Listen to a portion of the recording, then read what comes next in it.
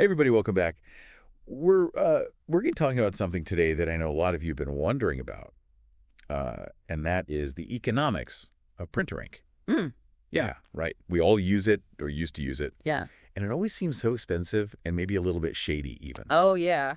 So we've got a whole bunch of sources for this deep dive. Okay. We have videos from tech experts, consumer advocates, and even somebody who thinks that this whole thing is overblown. Wow.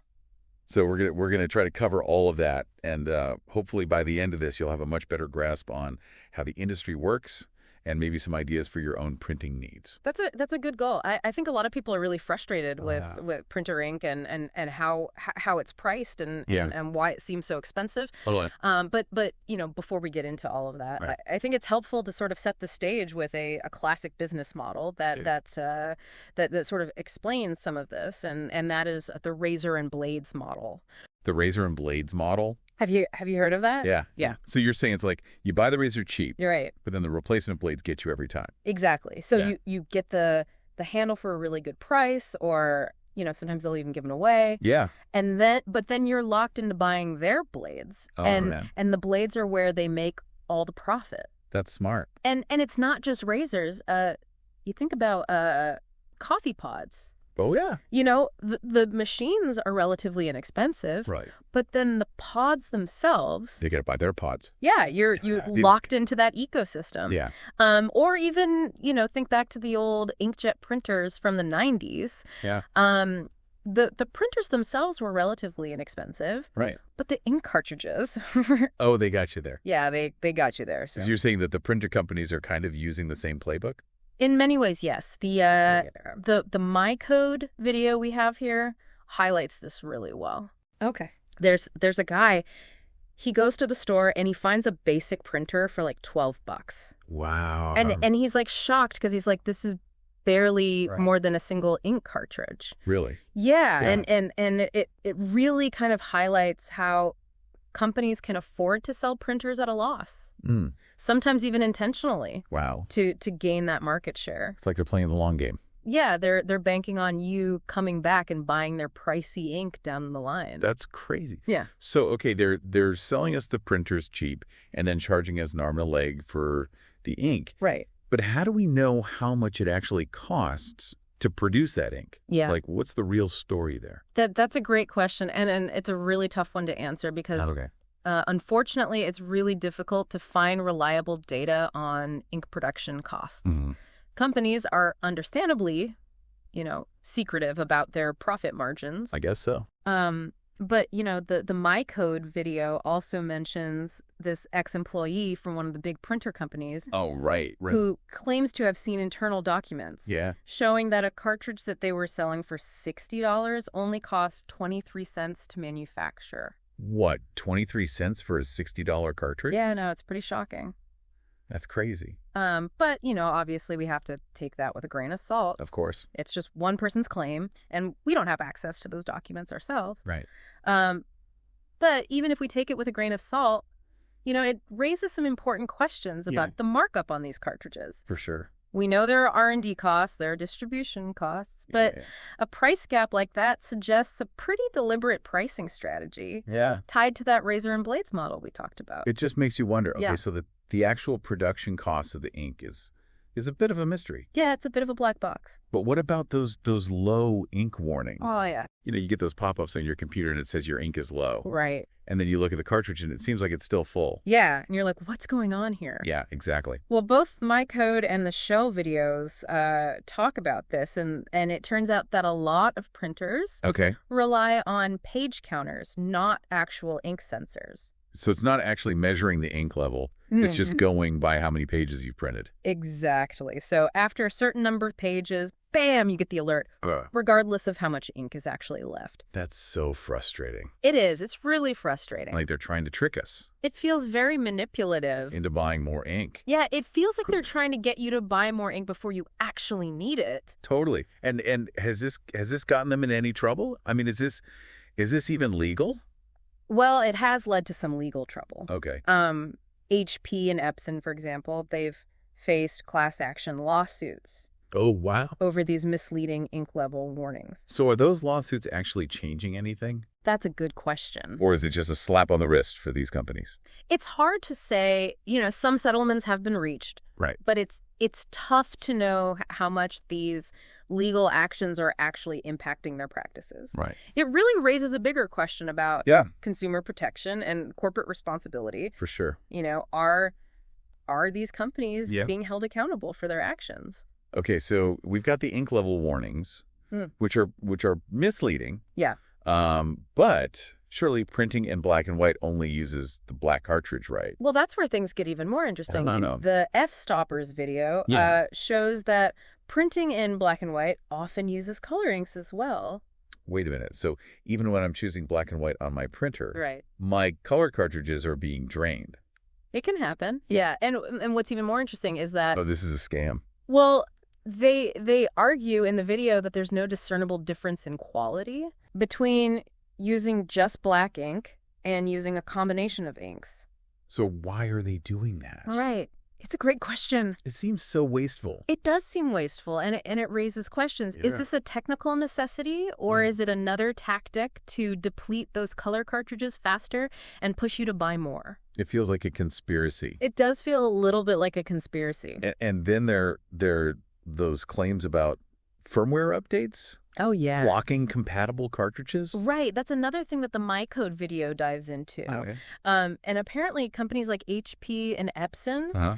have pushed firmware updates that disable printers Wow. that are using third-party cartridges. Like off-brand. Yeah, the off-brand cartridges. Yeah, they know. And he makes this great analogy in the video. He's like, Yeah. imagine if your car manufacturer Yeah. sent you a software update that prevented you from using gas Right. from anywhere but their own gas stations. Wow, that's a really good analogy. Right. It's like they're trying to control every aspect. Yeah. Of the printing process. They want you to buy their ink. Yeah, they want you to play by their rules. It's so are we trapped? Are we trapped in this cycle of expensive ink and questionable practices? Well, thankfully, Right. there are some potential solutions out there Okay. that we can explore, and we'll dive into those after a quick break. All right, so stay tuned, everybody. This deep dive is just getting started. Okay. Okay, so we've seen some of the ways that printer companies, try to keep us hooked on their expensive ink. Yeah. But are there other options? Like, are there ways to break free from that cycle? Yeah, definitely. Okay, good. There are. And it's empowering to realize Yeah. we're not entirely at their mercy. Right. The F-stoppers video we have Okay. actually shows All right. someone refilling and resetting their ink cartridges. Yeah, suggesting that maybe manufacturers don't exactly advertise this capability.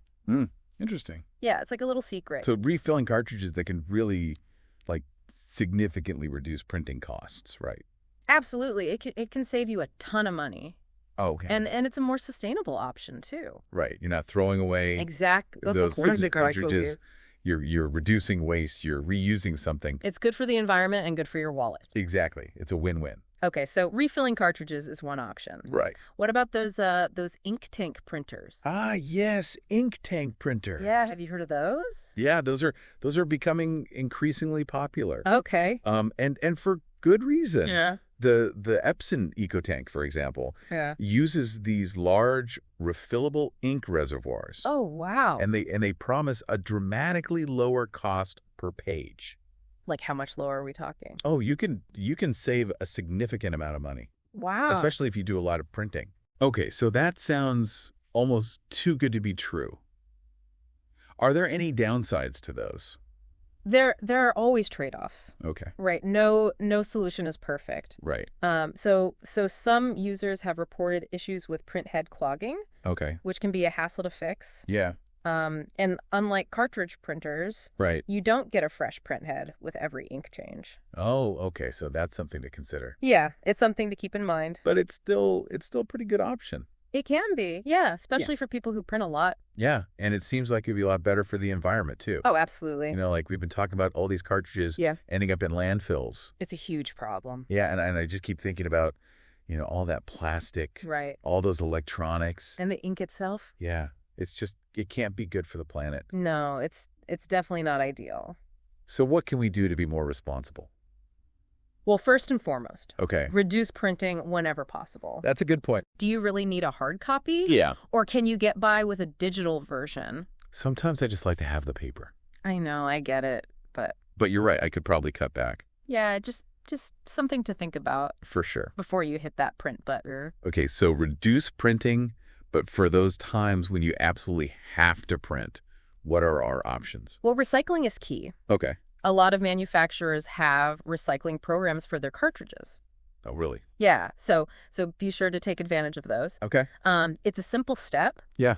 but it can make a big difference. Okay, so recycle the cartridges and, of course, When refilling. refilling. Yeah, as we discussed earlier. Right. That's another great way to reduce waste. Okay, so reduce, reuse, recycle. Yeah, 3 Rs. Got it. It's good to know that there are ways to be more eco-conscious Yeah, about our printing habits. definitely. You know, this whole conversation, though, it's got me thinking, Yeah. is there anything we as consumers can do to push for more systemic change That's a great question. in the printer industry? And the answer is yes. Okay, good. You know, we need to hold these companies accountable Okay. for their practices. Right. We need to demand more transparency about the true cost of their products, Yeah. both financially and environmentally. So how do we do that? Well, you know, complaining on social media, writing angry emails, Yeah. those things can have some impact. Right. But there are more effective ways to make our voices heard. Okay. Consumer advocacy groups Okay. play a crucial role in holding corporations accountable Okay. and pushing for policy changes. Okay. The My Code video mentions this organization Okay. called Alta à l'obsolescence programmée. Okay. It's a French organization, Okay. and they're dedicated to fighting planned obsolescence. Wow. So there are actually groups out there Yeah, there are groups all over the world. fighting for our rights as consumers. Absolutely. They're working to raise awareness. They're advocating for stricter regulations. That's really encouraging to know. Yeah, it's good to know that we're not alone in this fight. Right. It's not just us versus the printer companies. Exactly. There are people out there who are trying to make a difference. Exactly. And remember, your voice matters. Support those advocacy groups, engage in conversations, Yeah. and don't be afraid to demand better from the companies you do business with. That's a powerful message. You Yeah. know, it's easy to feel overwhelmed by all of this. Yeah. But knowing that there are people and organizations out there Right. fighting for change, it gives me hope. Me too. It's like, we're not just complaining about printer ink. Yeah. We're part of a larger movement Absolutely. towards a more ethical and sustainable tech industry. I love that. Yeah, you're absolutely right. Okay, so we've talked about refilling cartridges. Yes. We've talked about ink tank printers. Yes. We've talked about consumer advocacy groups. Yes. But there's another perspective I want to bring in here. Okay. And that's from a video by Keith Cooper. And he argues that this whole ink scam thing is overblown. Really? Yeah, and that consumers should just expect higher running costs when they buy cheap printers. So he's saying you get what you pay for. Yeah, basically. Interesting. He emphasizes the importance of focusing on print quality Okay. and long-term value Right.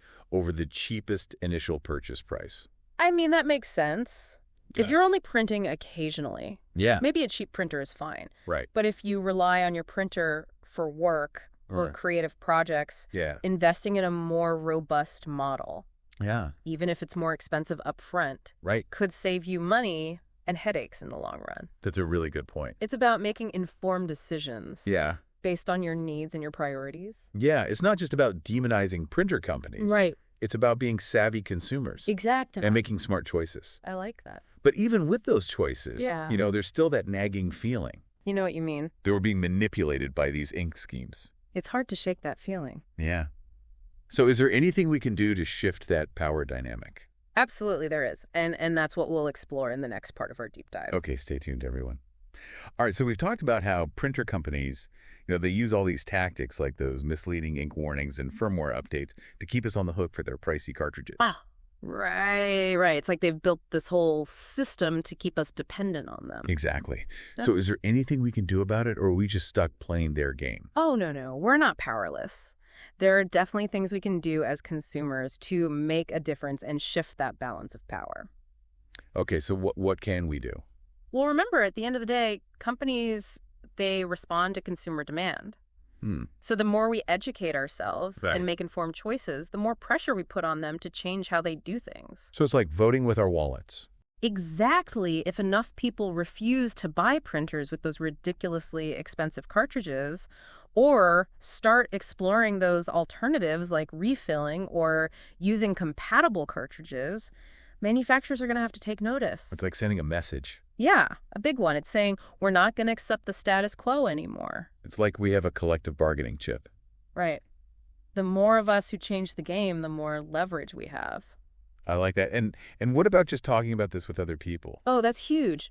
Don't underestimate the power of sharing your experiences and knowledge with others. Okay. Talk to your friends, your family, colleagues. Spread the word about what we've uncovered about this whole printer ink market. So the more people who know, Exactly. The more momentum we build for change. it's like a grassroots movement. I love it. A grassroots movement for printing freedom. And this deep dive has also got me thinking about how much we even rely on printing these days. Yeah, that's a good point. What if we could just reduce our dependence on printers altogether? Oh, I love that idea. There's so much potential to embrace those digital workflows and really minimize how much we need those physical copies. Exactly. Think about all that paper we could save. Right. And the impact on the environment. It's huge. It's not just about the money. No, It's about making a more sustainable choice. for sure. For sure. And I mean, I'm already trying to do more digital note-taking and brainstorming. Yeah. There are so many great apps and tools out there that make it so easy to organize information electronically. Yeah, and think about the possibilities for collaboration and creativity if we fully embrace those digital tools. A whole new world. Right. We could be working together in ways that we never even imagined before. Wow. This conversation has taken an unexpected but really inspiring turn. I know, right? What started as a deep dive into this frustrating world of printer ink has become like a brainstorming session for a more sustainable, digitally savvy future. It's amazing where curiosity and open-minded exploration can lead you. So true. Well, folks, we've reached the end of our printing odyssey. It's been quite a journey. We've debunked myths, uncovered some questionable practices, Yeah. explored some alternative solutions, and even envisioned a future where printing might become a thing of the past. I hope you're walking away feeling empowered and with a renewed commitment to making conscious choices about your printing habits. Absolutely. Remember, the power is in your hands, or should I say your mouse clicks. I like that. So go forth, be informed, make sustainable choices, and maybe even inspire a little change along the way. Couldn't have said it better myself. Until next time, stay curious and keep diving deep.